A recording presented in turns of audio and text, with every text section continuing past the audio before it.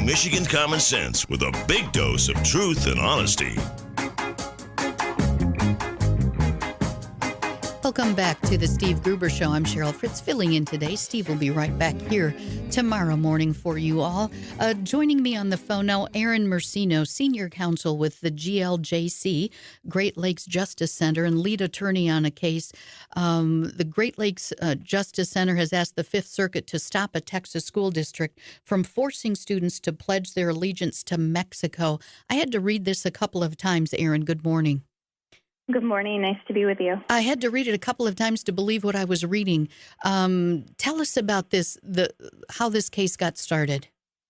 Sure. So the McAllen Independent School District has had in place an assignment for at least over 15 years where they require the students in the Spanish 3 course to stand up at attention and raise their arm toward the Mexican flag and recite the Mexican Pledge of Allegiance. And the arm is raised during the portion of the allegiance where they promise to always be loyal to the principles of freedom and justice that are inherent in the Mexican policies, and then say that at the end, to which we dedicate our existence.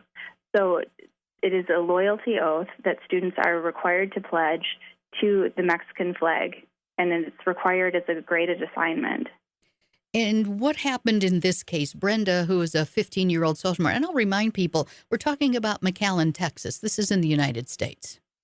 It is. It's a border town, but it is in the United States, and our client, Brenda Brinston, her mom is from Mexico, and she immigrated to the United States, and it's very important for our client that there is a huge distinction between the United States of America and Mexico, and the freedom and justice that she enjoys in this country is something that she could never turn her back on. So for her to have to recite her loyalty to Mexico is something that she simply could not do as a matter of conscience. And what happened to Brenda when she didn't want to do that and wanted to discuss this? So her objection, she first raised it with her teacher in a non-disruptive manner, and then her teacher basically said, well, this is something that's cultural, you should do it. And then she went and spoke with the principal of the school, and the principal of the school had the same reaction. Eventually, the school gave her an alternative assignment, which was a written assignment on the independence of Mexico from Spain, which was much different than the recitation of a pledge. And her teacher scored her very poorly on the assignment, and Brenda was taken out of the classroom.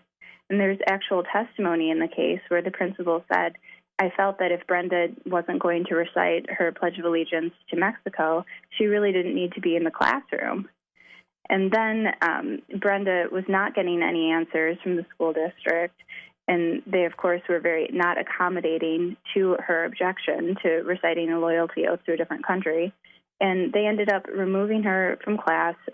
She voiced her concerns about this with her parents. Her father then gave the information to the media to see if this would get some sort of result from the school district to stop this assignment from happening. And when the school district received negative attention about their assignment from the media, then they really started retaliating against Brenda. And where's that retaliation now? Brenda has now graduated, so this happened when she was a sophomore. Okay. But the school district has not changed its policies in any way at all. So they still require the assignment in Spanish 3. So we're trying to get that to stop. And it's amazing. Since 1943, it's been the law in this country that a public school student can object to reciting the American Pledge of Allegiance, and their waiver will be respected. And the school district has that policy in place where a student can receive a waiver from the American Pledge.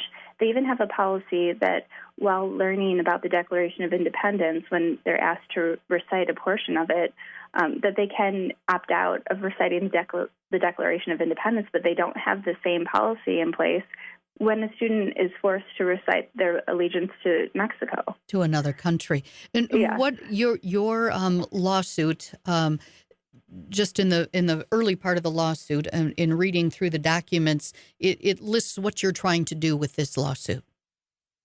Yes. So what we're trying to do is not have students be compelled and forced to recite their allegiance to a different country.